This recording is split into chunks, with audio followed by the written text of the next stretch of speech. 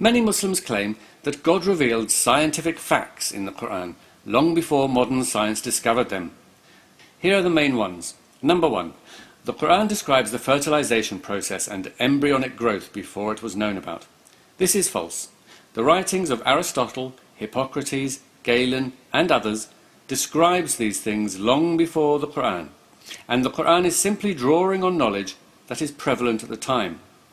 In fact, it appears to repeat not only the accuracies of Greek ideas, but their inaccuracies also. The Qur'an says, "Inna khalaqna al-insana min nutfatin amshajin." We created man from a drop of mingled fluid. This sounds very much like the germinal fluid that Hippocrates spoke of when writing about male and female reproductive fluids.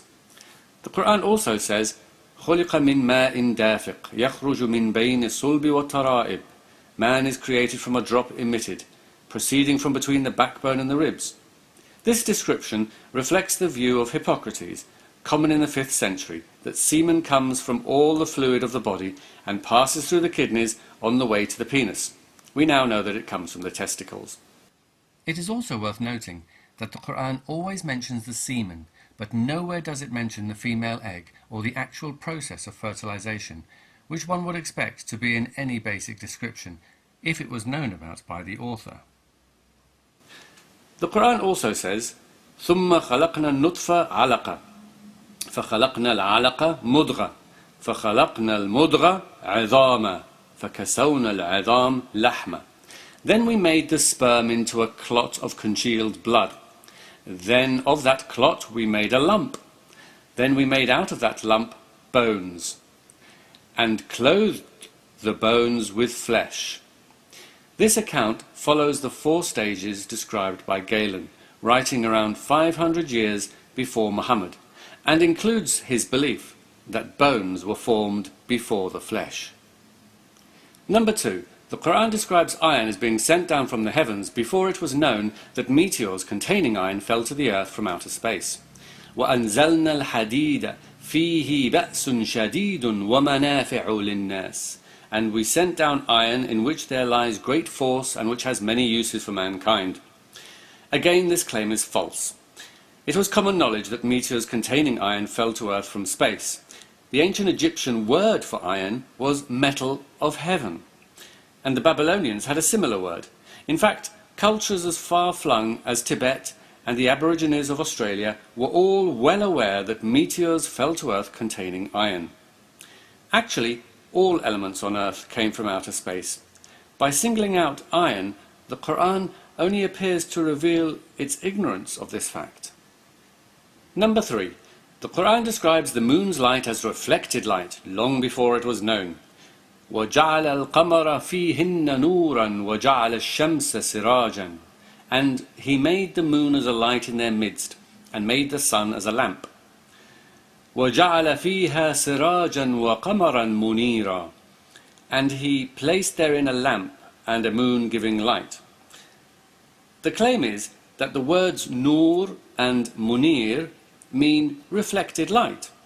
This is quite simply wrong.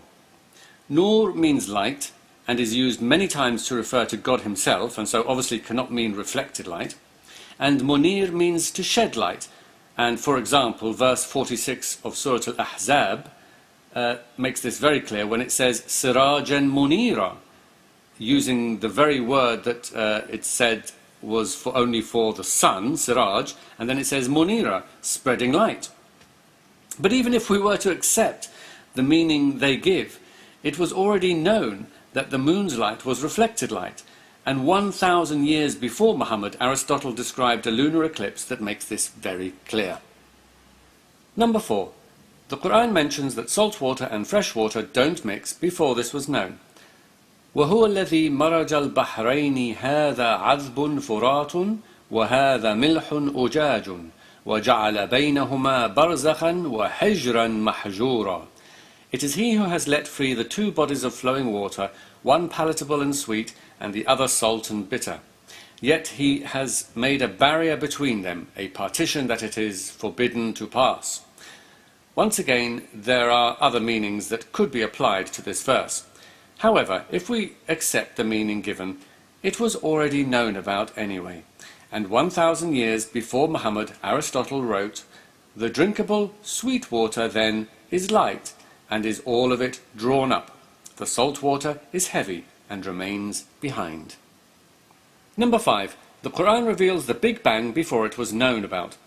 أَوَلَمْ يَرَ الَّذِينَ كَفَرُوا أَنَّ السَّمَاوَاتِ وَالْأَرْضَ كَانَتَا رَتْقًا فَفَتَقْنَاهُمَا وَجَعَلْنَا مِنَ الْمَاءِ كُلَّ شَيْءٍ حَيٍّ أَفَلَا يُؤْمِنُونَ.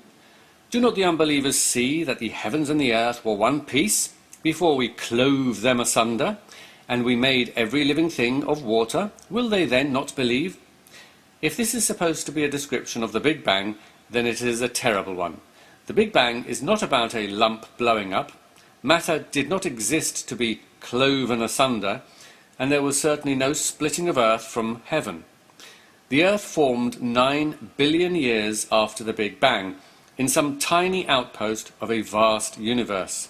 One can hardly think of a more inaccurate description of the Big Bang than this verse. It does, however, follow very precisely creation mythologies that were believed in at the time of Muhammad. According to the Sumerians, the heavens had been separated from the earth, and the idea that the heavens and the earth were one single block that was broken into two was common in ancient Egypt. Number 6. The Qur'an reveals that everything comes from water before this was known. This uses the verse that I have just quoted, and once again, it is false. It was already known about. Aristotle records that Thales believed that it, the nature of things, is water, and Anaximander stated that life came from the sea. Number 7. The Qur'an revealed that planets move in orbits before this was known. وَهُوَ الَّذِي خَلَقَ اللَّيْلَ وَالنَّهَارَ وَالشَّمْسَ وَالْقَمَرَ كُلٌّ فِي فَلَكٍ يَسْبَحُونَ. It is He who created the night and the day, and the sun and the moon all swim along, each in its rounded course. This verse clearly reflects the view current in Muhammad's day that the sun, moon and planets all move around the earth. There is absolutely nothing in this verse that suggests anything else. Number 8. The Qur'an reveals an expanding universe before this was known. وَالسَّمَاءَ بَنَيْنَاهَا بِأَيْدٍ وَإِنَّا لَمُوسِعُونَ. We have built the heaven with might, and we it is who make the vast extent thereof. Firstly, this verse is not talking about the universe, it's talking about the sky. And secondly, it makes no sense to suggest it means God is expanding the universe after the verse has just said God has built the sky, past tense, since the universe was already expanding 9 billion years before the sky was formed. Number 9. The Qur'an reveals the gaseous state of the universe pre-Big Bang before this was known. ثُمَّ اسْتَوَى إِلَى السَّمَاءِ وَهِيَ دُخَانٌ. Then he turned to the heaven when it was smoke. Firstly, gas and smoke are not the same thing. Gas is a state of matter. Smoke is a collection of solids, liquids and gases that are emitted when a material combusts. Secondly, if one looks at the verses before and after this verse, one can see very clearly that it cannot have anything to do with the gaseous state of the universe. It says God created the earth, then he created the hills on the earth, and then it says he turned to the heavens when they were smoke. Number 10. The Qur'an mentioned the 7 layers of the atmosphere before this was known. It is He who created everything on earth for you, and then He directed His attention to the heaven and arranged it into 7 heavens. He has knowledge of all things. First of all, modern science usually specifies 5 layers, not 7. But more importantly, the Qur'an is clearly not talking about the atmosphere, but about the heavens, where the moon, sun, planets and stars are, because it also says, we have adorned the lower heaven with the beauty of the stars, and also He made the moon a light in their midst, and made the sun as a lamp. One hardly needs to point out that the stars, sun and moon are nowhere near the Earth's atmosphere. The Qur'an is clearly talking about the pre-Copernican view of the universe that regarded the Earth as its centre, with the 7 heavens containing the sun, moon, planets and stars around it. These are some of the main claims of scientific miracles in the Qur'an, but there are others. In fact, Muslims are discovering new ones all the time. It's not hard to do. Just open the Qur'an, pick a word or sentence and see if you can apply it to something in modern science. Don't worry if it's already been discovered or if the words don't fit. We don't have to let minor details such as facts and truth get in our way.